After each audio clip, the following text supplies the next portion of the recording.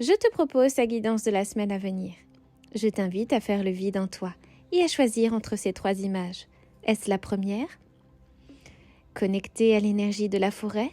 La deuxième, connectée à l'énergie des fées. Ou alors encore, la troisième, bordée d'un merveilleux ruisseau. Et voici le résultat maintenant.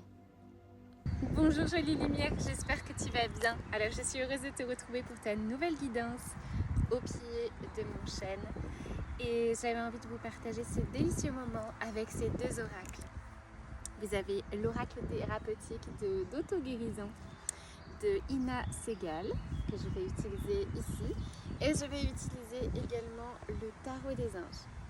Allez, on est parti. J'ai déjà fait les 3 petits tas de cartes et je vais les découvrir avec vous. Donc pour ceux qui ont choisi la porte numéro 1 dans ce merveilleux arbre, alors qu'est-ce qu'on a ici? On a la famille et la tribu. J'adore cette carte, elle est vraiment très très belle. Ici on a le 8 d'air et ici le 3 d'air. Donc là on est vraiment dans des problématiques en lien avec votre famille, avec votre tribu. On sent qu'il y a pas mal de conflits, qu'il y a pas mal de mental et d'ego en jeu en ce moment. Donc qu'est-ce qui se passe? Il y a comme l'impression peut-être de se sentir piégé à cette fratrie, à cette à cette famille. Souvent on a l'impression que le fait d'avoir une famille qui n'est pas alignée à nous, c'est comme si on était enfermé dans un piège, comme si on était enfermé dans le précipice, c'est comme si on ne pouvait pas créer autre chose finalement, comme si on était esclave de nos propres schémas.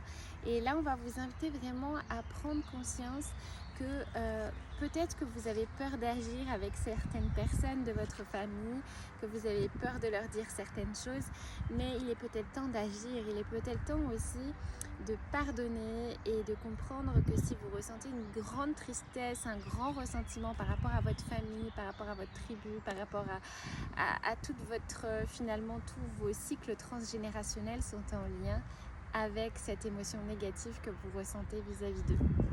Donc c'est important de prendre le temps de vous connecter à votre famille. Ça peut être aussi vous connecter à vos ancêtres, comprendre que votre tristesse est peut-être bien plus profonde, bien plus connectée en amont à vos ancêtres et qu'il est peut-être temps d'écouter aussi.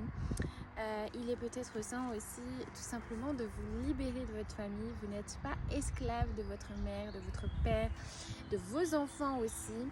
Et qu'il est peut-être temps aussi de couper les liens toxiques, de laisser moins de sacrifices dans les relations, plus d'être, plus d'authenticité et d'analyser toutes les émotions qui sont connectées à votre famille, à tout ce qu'il y a à l'intérieur. Donc vous l'aurez bien compris, cette semaine, tout sera connecté à vos liens familiaux, tout sera connecté à toutes ces blessures émotionnelles liées à cette famille.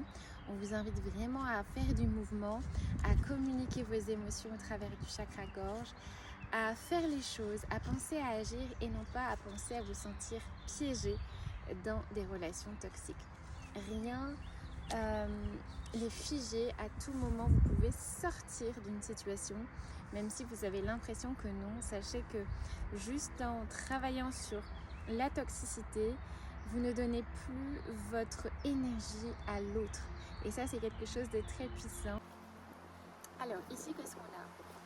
On a cultivé la foi avec cette carte. Et ici, on a le chevalier de terre et le 9 d'air. Donc, qu'est-ce qu'on est en train de vous dire? Alors, ici, avec le chevalier de terre, donc on est vraiment dans le signe de terre. Peut-être qu'il vous faut un peu plus d'ancrage aussi. Si vous perdez la foi, c'est qu'il vous manque d'ancrage. Donc, il est temps d'accéder à cette force intérieure et d'utiliser justement votre énergie masculine pour œuvrer dans la matière. Donc là, on va vous inviter vraiment à vous connecter à votre énergie masculine, mais pas n'importe quelle énergie masculine, c'est l'énergie du masculin sacré pour justement faire quelque chose qui vous convient, honorer vos engagements. S'il y a des choses pour lesquelles vous n'avez pas encore fait les choses, des promesses que vous n'avez pas tenues, des choses que vous vous êtes promis à vous-même, des tâches que vous n'avez pas encore terminées, il est temps de vous atteler à la tâche parce que toutes les choses que vous n'avez pas clôturées continuent à plomber votre énergie et à vous mettre dans une ambiance un petit peu bizarre.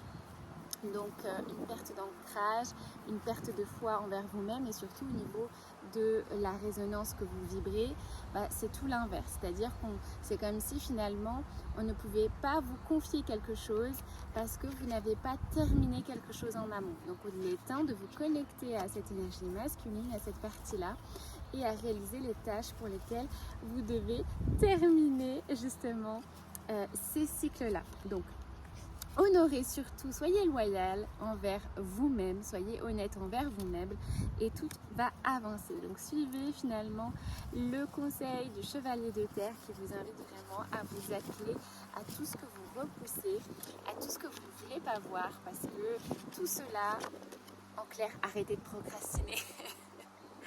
Plus vous allez procrastiner, plus vous allez perdre la foi envers vous, envers la source, envers vos anges. Et si vous perdez la foi, tout simplement, vous n'arriverez plus à vous sentir aligné et vous allez manquer d'ancrage.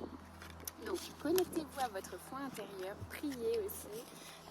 Si vous le souhaitez, vous pouvez aller en nature, vous connecter à un arbre, tisser un lien d'amour avec lui, pour justement ressentir cette énergie de terre, ressentir cette énergie d'ancrage. Et avec le 9 d'air, c'est comme si on vous disait, j'ai l'impression qu'il y a aussi des problèmes de sommeil, comme si finalement le fait de ne pas aller jusqu'au bout des choses, ça vous fait comme cette énergie, vous savez, qui n'est pas achevée, et du coup ça vous triture la tête, triture l'esprit, et ça peut avoir tendance finalement à vous focaliser dans des pensées négatives, dans des pensées obscures, dans des choses qui ne vous conviennent pas. Donc on sent que vous triturez l'esprit en ce moment. Donc ça va être assez compliqué pour vous cette semaine, mais le plus important c'est de suivre le chemin du chevalier de terre, et de continuer à cultiver vos efforts, de continuer, si vous perdez la foi, de continuer à prier, de continuer votre pratique spirituelle.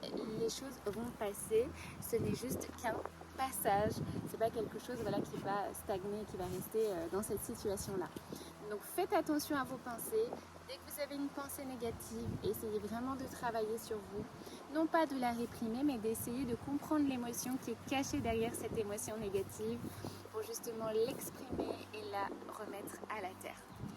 Donc voilà pour les jolies lumières qui ont du coup demandé la porte numéro 2. Alors, ici c'est la porte numéro 3. Alors ici on a l'amour, donc il est question peut-être d'un amour, un amour du passé, ou en tout cas on sent que la sensation qu'on vous offre ici, c'est de vous ouvrir le cœur à cet amour. Ici on a le page de feu. Le page de feu, c'est le fait de... C'est vraiment cette énergie qui est un peu extravertie. Voilà, c'est l'énergie extravertie et espiègle qui finalement tend à vous rapprocher des autres, à être dans cette énergie de créativité avec les autres. Et ici, on a la reine d'eau.